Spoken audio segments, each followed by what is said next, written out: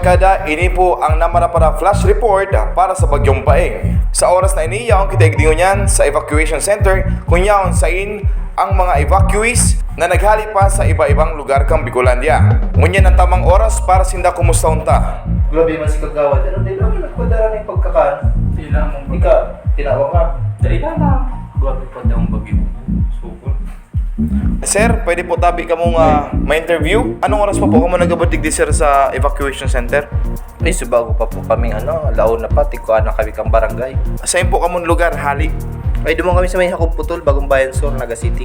Alas 5 po nagabot si Paeng. Kumusta po ang kalagayan nindo igdi katong nagrarapado si Bagyong Paeng? Ay, grabe, makusugon talaga si Duros, tapos grabe si Uran niya. So, sobrang takot. Nakalami nga mabubungkal yung evacuation na dagusan ni. Okay sir, so ang oras igukat na ning alas 4 na ning hapon. Ano sir, kumusta po? Nakapamarahaw naman kamo, nakapangudto, nagparalit lamang po kamo na nimbado. Kung pwede lang sir magmuda, mapapamuda ka sir. Tano sir? Mga barangay baga dyan, malamang sa mong tinabang. Pinabalyo lang talaga kami digdig. Anong ibig mo sabihin sir? Pinabalyo lang, tapos dapat may kaiba pa tong anong gusto mong sabihin sir? Malamang sir na pinadarang ni kakano, noodles, sardinas, bagas, may sir. Inasan, may napag binalyo kami digdi, may posible ng pagkakan. May tinawang barangay. Sana nga din na lang ko ta kami tigkuro Tano sir, baka kay madisgrasya mga mo kundi mga mukha nun. Siyempre, ang protocol kang barangay, ilikas ang mga residente para duman sa safe na lugar na kamuma, sabi na ligtas. Ligtas. Halos gutom nga baga nakukuha kami digdi. Ibig sabihin sir, sa buong araw na hanggang alas 4 na ngunya nagluya naman si Bagyo, di pa ka mo pinaparaluwas. Ay, sa totoo sir, pakatapos kang bagyo, pinaparalit na baka kami tulos kang barangay safe naman da magluwas, manaman da ang bagyo, manaman oran. Okay sir, ngunyan sir, anong taday ka pa naghahali? Nag-asa nga kami sir na mataw nga rin kakanon. Tigahalat mitang sakali, sabi da kang barangay, may papadara ng oras na may man pinapadara. Sir, balik kayo sa barangay, sabi da, pag 24 oras ang bagyo na nagdagos-dagos pa, saka mapadarang relief ang barangay. Ngunyan sir, almost 12 hours pa lang po kami dito, pero okay ng panahon.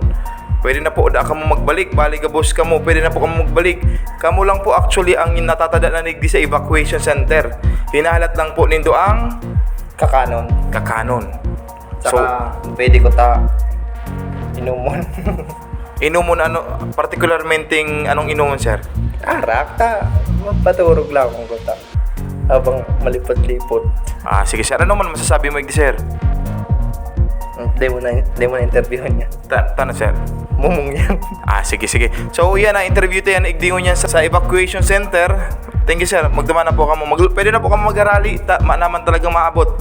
So iyan ang saro sa mga na-interview tayo igdi sa evacuation center digdi sa Naga City, sa Bicolandia.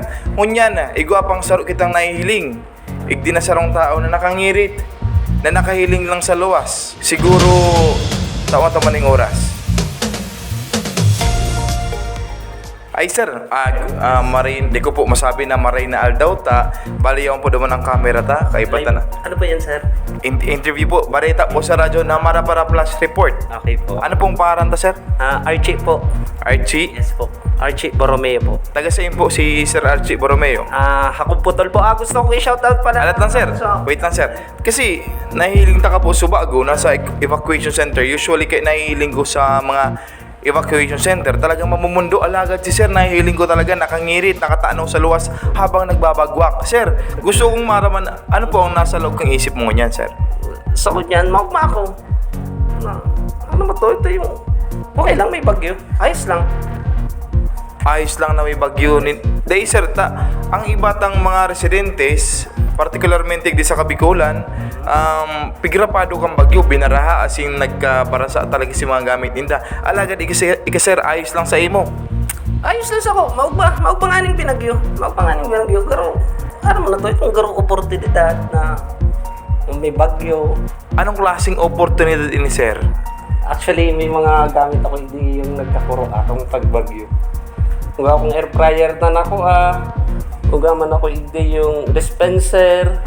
Basta ako lusinda. Sir, ini sir, hali po ini sa harong nindo, kinuruan lang nindo para magigdi sa evacuation center. Bako. Bako ko talaga yung gamit. Naagihan ko lang, sayang kaya na barando naman sa naduman. Tapos bukod dyan may mga kalakal din akong nakuwig di sa balyo. Kaya sabi ko, okay man pala niya ako ang nagbabagyo. Sabi ko, bako man pala na, bako man pala ito yung Amundo, sir. Dutay ko naman to. Pero sir, paano mo nasabi na ini mga gamit na ini kinuruan mo hali sa abandonadong harong? Paano mo po nasabing inabandona ang harong? Maing tao eh. Maing tao. Sa kagaro. Ngayon, nakaburukas lang sa pintuan. Hindi, naglawag ako. Nagbaka sakali akong may tao. Mayo umaan. Sabi ko, baka abandonado na nila. Ay, okay, sir. Ano po? Sa mo, sir, sa iyo daw po ang rice cooker. Cooker. May man pangaran nila. Ano kung may pangaran, tasang ka man. Ay, kamo, magulay na lang po muna kamo dyan, ano? Ano? So, iyan na muna ang update digdi sa evacuation center, digdi sa Bigolandia. Jude, kang naman para flash report.